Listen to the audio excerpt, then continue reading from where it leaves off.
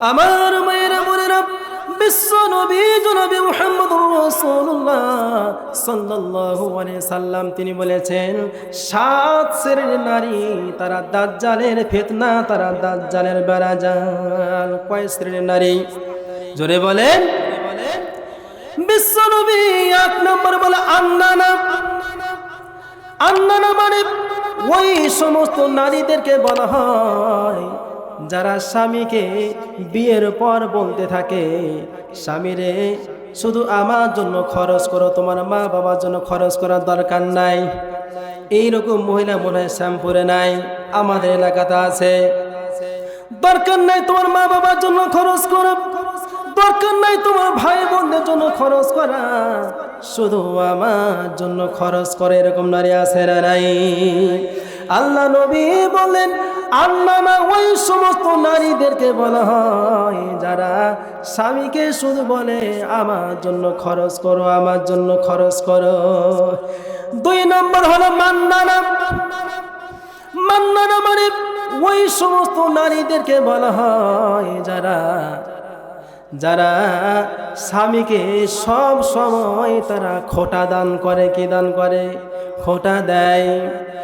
সারা জীবন আপনি স্ত্রীর ভরণ পোষণ দিয়ে গেলেন, একটা দিন যদি আপনি একটা ফেয়ারলা কিনে না দিতে পারেন, একটা সোনো যদি কিনে না দিতে পারেন, কোনো কারণবশত আপনি একটা সোনো কিনে দিতে পারলেন না, এবার পাশের বাড়ি ভাবির কাছে চলে যাবে, তারা বলবে, ও ভাবি আছে না, ও বুবু কি হয়েছে, তুমি কি জানো এতদিন আমার বিয়ে হওয়া হয়ে গেল, এখন পর্যন্ত আমার স্বামী আমাকে কোনো কিছু দেয় নাই, কোনো কিছু দেয় নাই। এরকম নারী আছে না নাই?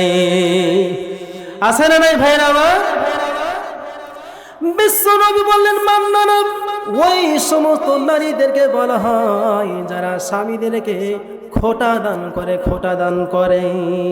ভাইরা আমার, বাবাজিরা আমার, এবার 3 নম্বরে হলো হান্নানা। হান্নানা মানে ওই সমস্ত নারীদেরকে বলা হয় যারা স্বামীকে খেদমত করে না, বরং স্বামীর কাছে খেদমত করে নাই।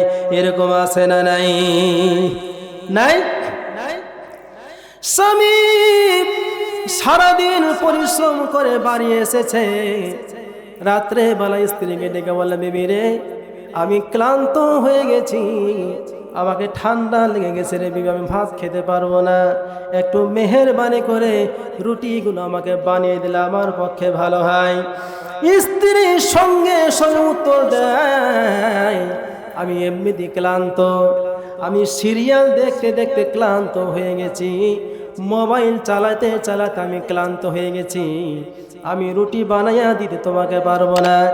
গ্যাসের চুলা রাখা আছে, আটাগুলো রাখা আছে, রুটি খেতে যদি মন চায় তাহলে ও যে আটা সেনে নিজে রুটি বানাইয়া খেয়ে নাও। এরকম স্ত্রী আছে না নাই? কথা বলেন, নাই? আপনাদের এলাকা নাই নাকি? আমার ভাইরা, শুধু স্ত্রীর কাছে খেদমত নিলে হবে না, স্ত্রীকেও আপনাদের খেদমত করতে হবে। বিশ্ব নবী জনাবে মুহাম্মদুর রাসূলুল্লাহ সাল্লাল্লাহু আলাইহি ওয়াসাল্লাম তিনি একবার যুদ্ধের ময়দান থেকে আসলেন, দূর থেকে নজর করে দেখলেন আম্মা জান আয়েশা সিদ্দিকা রাদিয়াল্লাহু তাআলা আনহা তিনি আটাগুলো খামির করে রুটি বানাচ্ছেন, রুটি বানায়া একটা ডালাতে রাখছেন, আর অপর দিকে ছাগল এসে রুটিগুলো। বিশ্ব নবী কাছে আসলেন, নজর করে দেখলেন রান্নাঘরে রুটি সব ছাগল খেয়ে ফেলেছে, আর আয়েশা সিদ্দিকা রাদিয়াল্লাহু তাআলা আনহা তিনি এদিকে ক্লান্ত হয়ে ঘুমিয়ে গেছেন। আল্লাহ নবী রাগান্বিত হলেন না, নিজে তিনি বাকি আটাগুলো খামির করলেন, তিনি এবার রুটি বানানো শুরু করে দিলেন, রুটি বানাইয়া গোশতগুলো ভুনা করলেন। এবার আয়েশার মাথায় হাত দিলেন, বলে ওঠো রুটি খেয়ে নাও। আয়েশা দেখবে লজ্জায় মুখটা মলিন হয়ে গেছে, এগুলো তো আমার রুটি নয়, এগুলো হলো নিশ্চয় আমার স্বামী এগুলো রুটি বানাইয়াছেন। আমরা হলে কি করতাম? আগে মায়ের নাকি সারাদিন পরিশ্রম করে এসেছি, রুটি বানাইছে, আবার ছাগলে খেয়ে ফেলেছে, আবার সে ঘুমিয়ে গেছে। আগে মাইক, তারপরে কোন কথা কথা বলেন, ঠিক কিনা? এরকমটা করা যাবে না। আপনারা স্ত্রীদেরকে সহযোগিতা করবেন, মাঝে মাঝে তাদের তরকারি কুটে দেবেন, সুন্নাহ। আমার ভাইরা 4 নম্বর হলো কান্নানা। কান্নানা ওই সমস্ত নারীদেরকে বলা হয় যারা অহংকারী মহিলা, যারা স্বামীদেরকে বলতে থাকে তোমার কি আছে, আমার বাবার এত বিঘা জমি আছে, এত টাকার মালিক আমার বাবা। আমি যখন কলেজে পড়তেছিলাম অনেক ভালো ভালো অফার এসেছে, অনেক ভালো ভালো বিয়ের প্রস্তাব আমার কাছে এসেছিল, আমি তাদের বিয়ের প্রস্তাবে রাজি হই নাই। তোমার সঙ্গে বিয়ে করে আমার জীবনটা বাদ হয়ে গেল। এরকম নারী আছে না নাই? আছে না? শুধু অহংকার করে। আমার ভাইরা 4 নম্বর হলো, আর বাকি 3টা আছে। এই 3টা আলোচনা আমি আমার এই হাতে জমা রাখলাম। এখন সামনের দিকে আমি একটু আগাতে যাচ্ছি। ভাইয়েরা আমার, বাবাজিরা আমার, আপনারা বলেন তো এই তাফসীরটা কিসের উন্নতি গল্পে? কথা বলেন, গোরস্থানের উন্নতি গল্পে জালসা। এখানে কেমন কি কোন আল্লাহর বান্দা আছেন যারা বুকে হাত দিয়ে চ্যালেঞ্জ করে বলতে পারেন হুজুর আমি মরবো না, কোনোদিন মরবো না, আমি গোরস্থানে যাবো না, এরকম কথা কি বলতে পারবে নাকি? কথা বলে পারবে নাকি? আল্লাহ রাব্বুল আলামিন বলেন ইয়াউমা ইয়াফিরুল মারউ মিন আখিহি ওয়া উম্মি আবিহি ওয়া সাহিবাতিহি ওয়া আখিহি ওয়া বানিহি লিকুল্লি ইমরিইম মিনহুম ইয়াউমাইযিন শাআনুন ইউগনি। আল্লাহ রাব্বুল আলামিন তিনি বলেন ওই কিয়ামতের দিন, যেদিন কেউ কাউকে চিনবে না, কেউ কারো পরিচয় দিবে না, মা সন্তানকে দেখে পালাতে থাকবে। আল্লাহ পাক রব্বুল আলামিন যখন বান্দা একটা নেকির জন্য জান্নাত যেতে পারবে না, আমার আল্লাহ বান্দাকে বলবে যা তোর ওই সমস্ত আত্মীয় স্বজনের কাছে চলে যা, যে দেখ একটা নেকি কামাই করতে পারিস কিনা। এবার বান্দা সর্বপ্রথমে তার মায়ের কাছে চলে যাবে, মাকে ডাক দে, বলে মা কত কষ্ট করে তুমি আমাকে বড় করেছো, কত আদর যত্ন দিয়ে তুমি আমাকে বড় করেছো গো মা, তুমি নিজে না খেয়ে আমাকে খাওয়ায় তুমি বড় করেছো গো মা। ও মা, আজকে আমি একটা নেকির জন্য জান্নাত যেতে পারি না, মা গো তুমি কি পারো না একটা নেকি দিয়ে আমাকে জান্নাত যাওয়ার ব্যবস্থা করে দিতে? তাফসীরের মধ্যে লেখেন সন্তান মায়ের পা ধরে 500 বছর কান্না করবে, 500 বছর পর মা সন্তানের বুকের উপরে একটা লাথি মারবে, বুকে লাথি মেরে বলবে দূর হয়ে যা, দুনিয়ার জমিন আমার বিয়েই হয় না, আমি তোকে কোথায় পেলাম।